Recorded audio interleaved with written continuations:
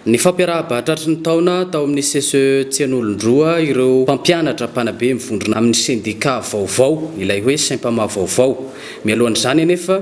dia nisy ny dinikasa nanaovana jeritodika ny niatrehana ny tontolon'ny fanabeazana sy ny fampianarana tato Matsiatrambony tamin'ny taondasa iny. Ankoatr'izay koa ny dinika momba ireo maharary azy ireo eo amin'ny tontolon'ny fanabeazana sy ny fampianarana. Isan'izany ny fiangaviana ny fitondram-panjakana hanapariaka ireo fitaovana vaovao hanatsarana ny fanabeazana sy ny fampianarana ho tonga hatrany ambany ravikazo any. Eo ihany koa ny tokony hanampian'ny fanjakana foibe ny fanampiana arabola ireo mpampianatra FRAM. Zavatra tsapanay aloha zany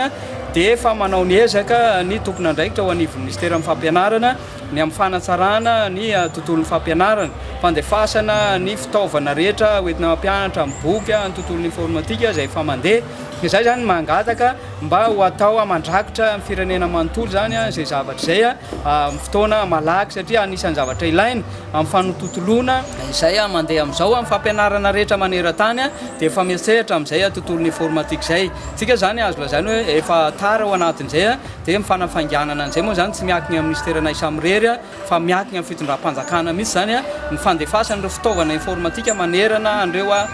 toerana fampianarana rehetrarehetra any ambany ravikazo manerana an'ity Madagasikara ity izay ilana ezaka be ihany tokoa. Tahak'izay amin'ny fikarakarana an'ireo mpampianatra suppléant isan'ny zavatra angizabe ny vohitra tao zany ny amin'ny tontolo ny fampianarana ny tontolon'ny suppléant. Efa fantatry ny ao ministera moa zany zavatra zany rehefa mandeha ny ezaka rehetrarehetra mikasika an'izany fa zay zany mangataka hitanay vola be ny ao ambadika zany ho ampianareo fitondram-panjakana amin'ny ministeranay amin'ny fanatotosana an'izay karamany mpampianatra mpanampy izay fa tena mitaraina dia mitaraina tokoa zareo ao anatin'izay. Ao anatin'izay koa moa zany ny mpampianatra dia mahatsiaro hoe tena latsaka lalina satria amin'ny firenena tianao ampandrosoana. Izay mangataka zany fitondram-panjakana mba hitodika aminay mpampianatra tokony atao ny alignement indiciaire zany hoe indice mitovy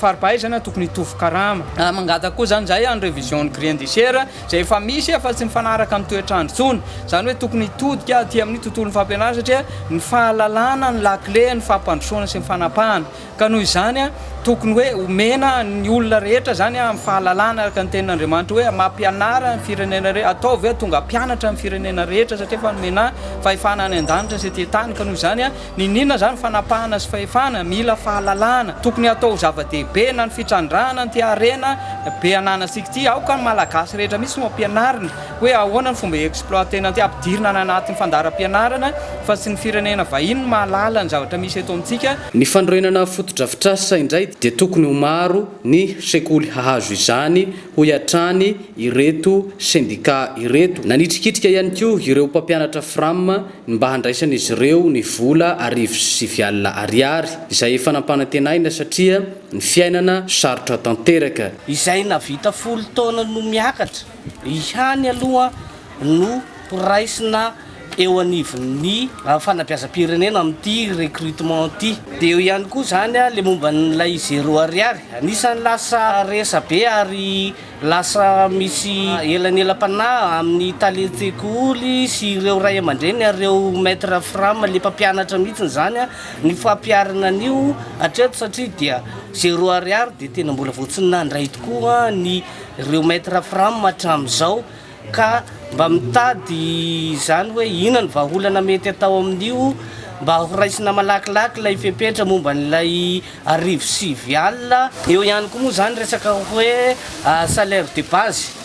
nisy vaovao efa navoaka teto amin'ny aina manjery na aina manjery mpanjakana fa hoe 2 hetsy ariary no farany ambany dia mba mangataka ihany koa izahay maître FRAM mba hampiarina aty aminay ihany koa izy io satria izahay moa zany zao dia etseto dia somary ohatrany hoe latsaka atenatenany ihany efa sasany solitena fotsiny zany no nasaina nanatrika an'ilay izy anefany raha mifasifasy hatramin'izay dia